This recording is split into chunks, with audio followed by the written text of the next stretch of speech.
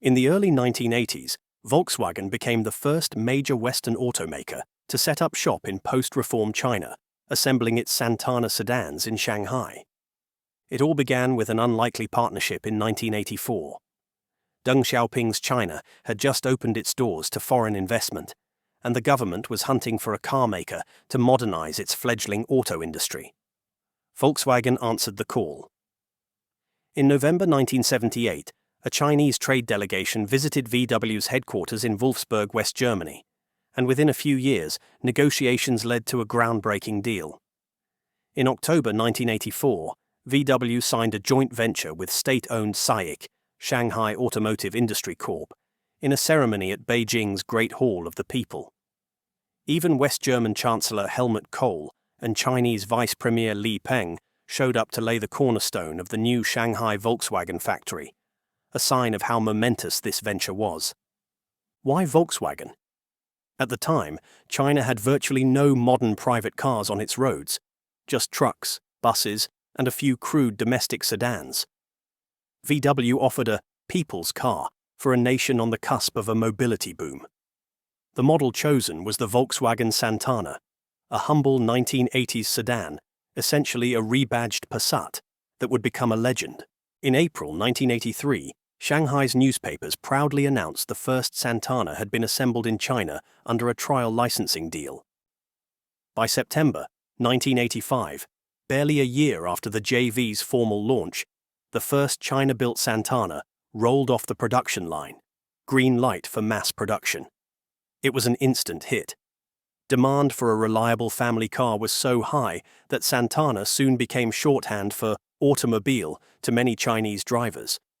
In fact, the name Dazhong, Volkswagen's Chinese brand name meaning people's car, became synonymous with owning a car. Volkswagen's early success was no accident.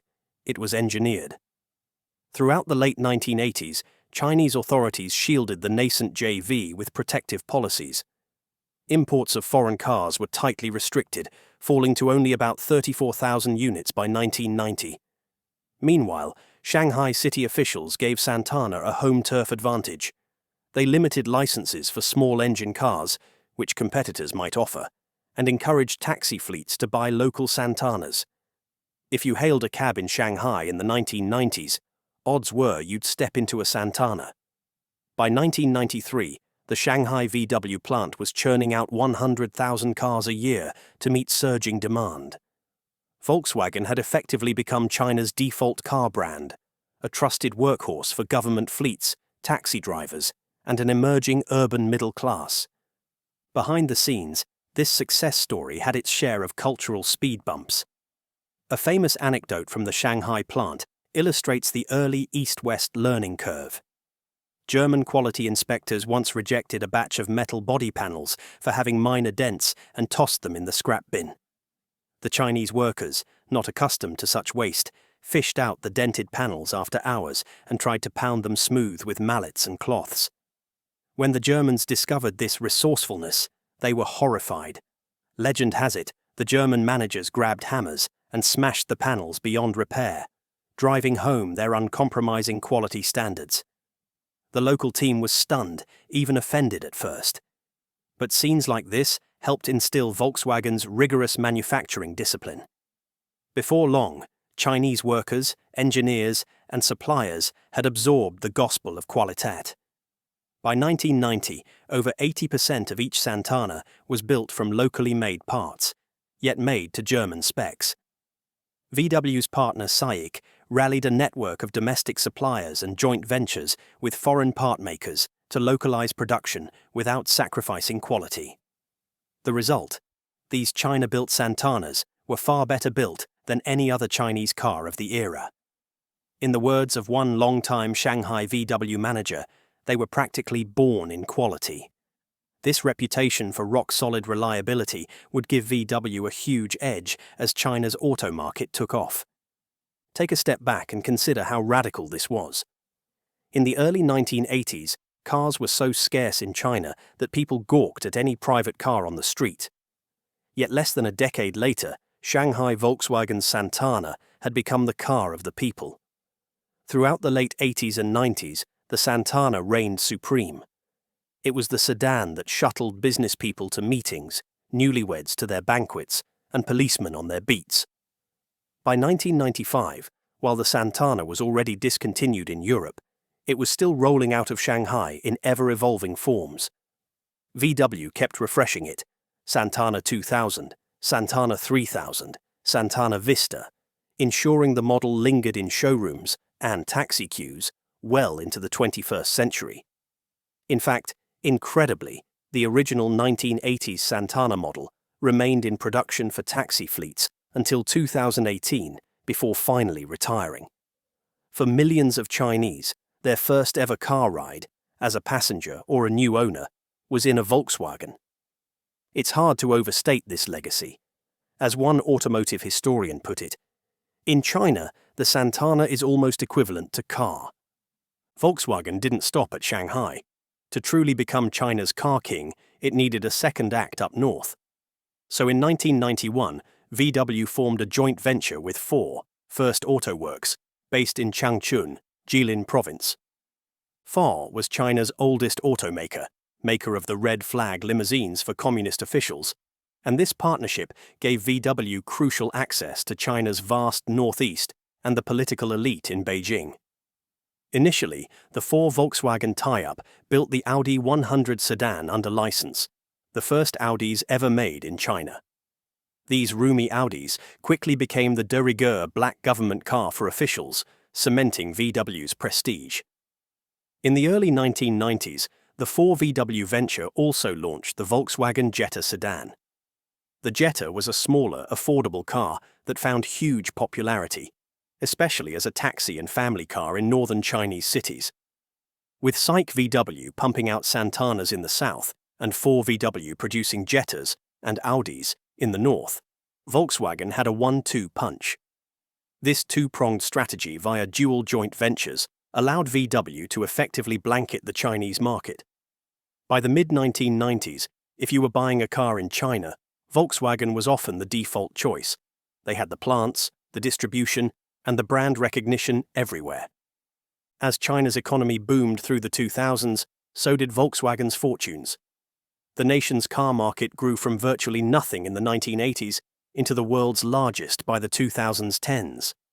And VW rode that wave to the top. It introduced dozens of new models, many tailored specifically for Chinese tastes. Remember the Santana's long reign? By the turn of the century, VW knew it needed more than one aging model. They expanded aggressively. The Passat sedan was added in 1999, the Polo Compact and Touran MPV in the early 2000s, and critically, new China-only creations like the Lavida family sedan in 2008. The Lavida was designed in China for Chinese consumers, roomy backseat, affordable price, and it became a million-unit bestseller over the next decade.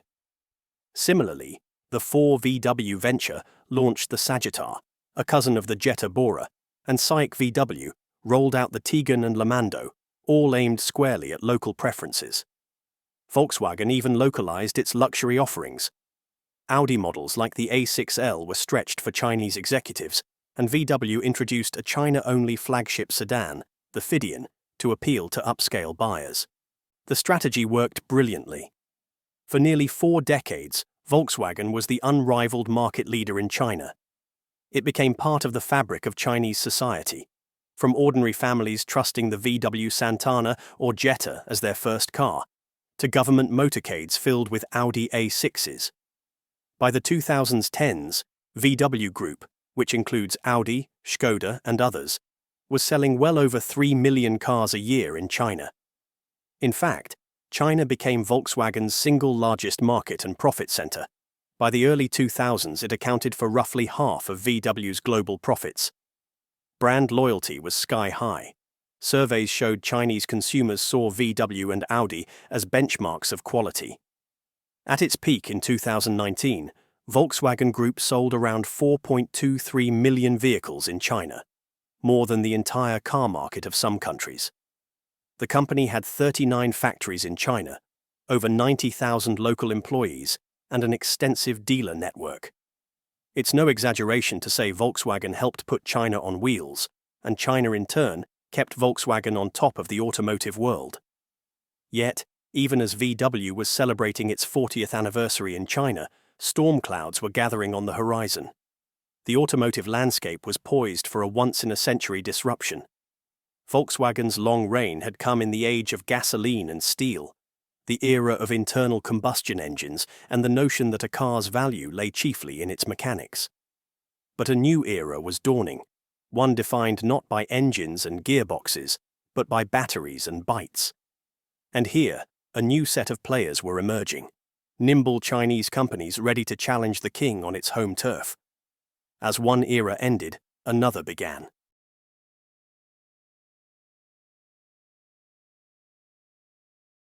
Fast forward to the 2020s, and the roads of Beijing and Shanghai are undergoing a dramatic changing of the guard. The familiar VW Santana taxis and Audi official cars are still around, but increasingly they share the streets with futuristic electric vehicles sporting names like BYD, NIO, XPeng, and Tesla. China is in the midst of an electric vehicle, EV revolution, and this time it's the local brands that have the edge. What happened? In short, technology, and a tectonic shift in China's industrial policy. Over the last decade, Beijing poured massive subsidies, an estimated $200+ billion across 2009 to 2023, into fostering new energy vehicles, EVs and plug-in hybrids.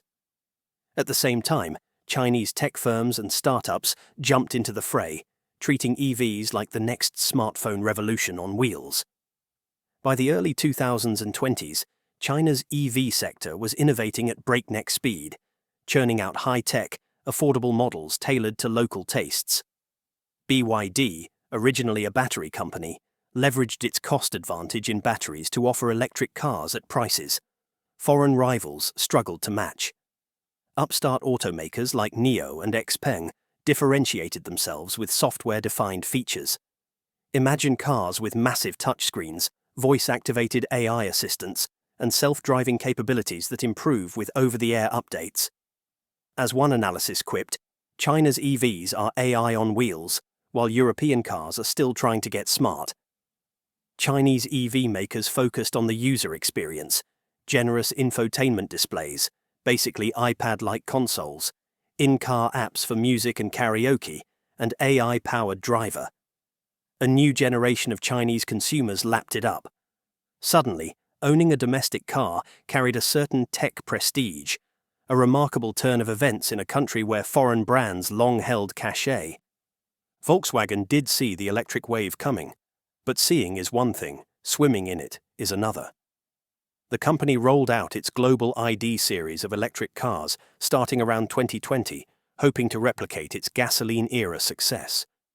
In China, VW launched models like the ID.4 SUV and ID.6, a larger three-row SUV, through its joint ventures, and later the compact ID.3 hatchback.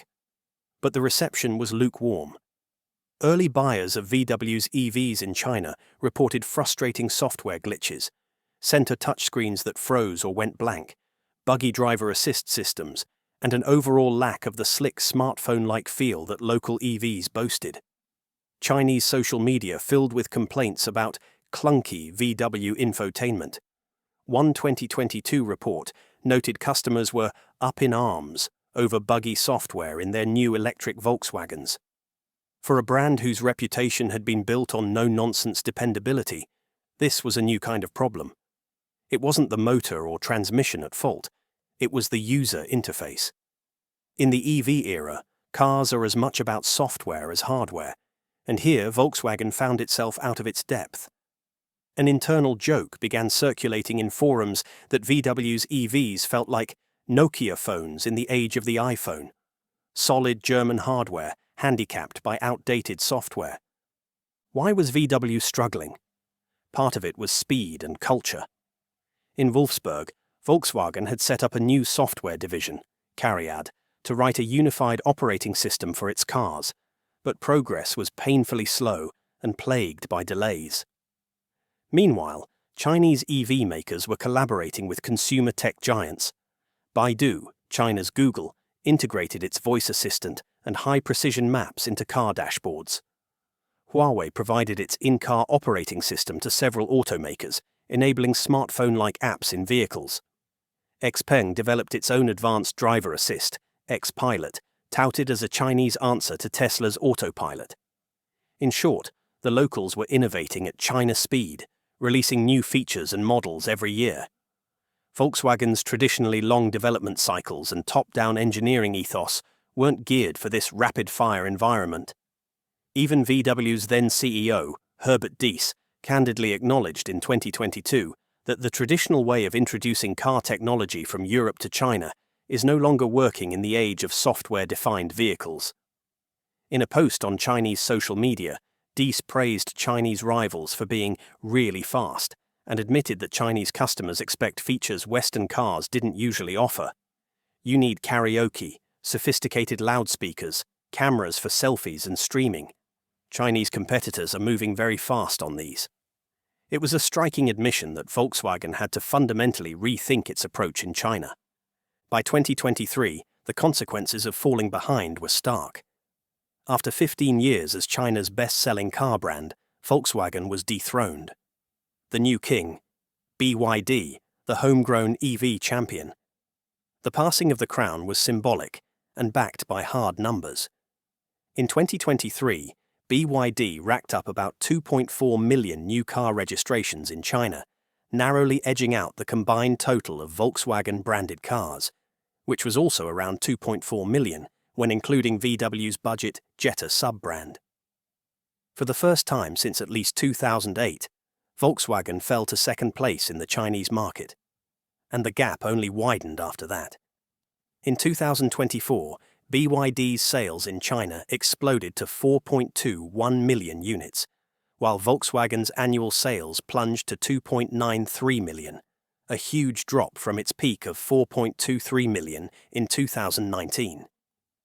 In just a few years, VW's market share in China plummeted from about 19 to 20% in 2020 to only 12 to 14% by 2023. This is a staggering fall for a company that once nearly owned the market. Industry analysts described it plainly as a historic loss for Volkswagen. How did the titan of the gas age get outmatched so quickly? One factor was the brutal price war in China's EV market. When Tesla slashed its Model 3 prices in late 2022, it ignited a chain reaction. By 2023 to 2024, more than 40 different auto brands were engaged in a fierce price-cutting battle to win EV customers. Chinese consumers suddenly found they could buy technologically advanced electric cars for bargain prices. Volkswagen, with higher production costs and a premium brand image to protect, was caught in a bind. It made some drastic moves. At one point, the VW ID.3 electric hatchback saw a price cut of over $5,000 in China, which briefly turned it into a top seller in its segment. But competing on price was unsustainable. VW's China chief, Ralph Brandstetter, bluntly remarked that China's car market has lost all reason, calling the pricing environment irrational. He said Volkswagen was willing to sacrifice volume to protect its brand's value rather than chase every price cut. In other words, VW opted to endure a shrinking market share in the short term rather than join a race to the bottom. As Brandstetter put it, in such an unhealthy market share is not important if it means damaging the brand with heavy rebates. Still, there's no sugarcoating the impact. By late 2024, Chinese domestic automakers, like BYD, Geely, Chery, and others, collectively commanded about 60 to 63% of China's passenger car sales, a complete reversal of the landscape from a decade earlier. Foreign joint venture brands, once dominant, had fallen below 40% and sinking. As VW's CEO Oliver Blume admitted, "We cannot keep up at the top of the table at the moment in China's EV race, conceding that holding even a 10% share in the future would be very respectable given the fierce competition." Facing this existential threat, Volkswagen has initiated a dramatic turnaround plan, a bid to reinvent itself, in China, for China. For most of its history, VW treated China as an outpost to deploy tried-and-true German engineering. Now, it's flipping the script, investing billions to develop China-specific technology and models. In 2023, Volkswagen announced a €2.5 billion investment to expand an innovation hub in Hefei, Anhui province. This site, centered on VW's third JV, the EV-focused Volkswagen Anhui, formerly with JAC, is being built up as an R&D center employing thousands of engineers. The goal: design EVs by Chinese engineers, in China for Chinese consumers, at a pace matching local rivals. The company's new China tech chief said it plainly: VW must develop and continuously improve our products at China speed to meet local expectations. This includes everything from creating a China-specific EV architecture, dubbed the China Main Platform, to integrating Chinese software, voice assistants, apps, etc., and even providing features like in-car karaoke that seemed unfathomable to VW's German offices a few years ago.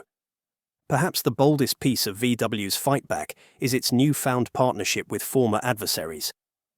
In a headline-grabbing move in mid-2023, Volkswagen struck a deal with Chinese EV upstart XPeng.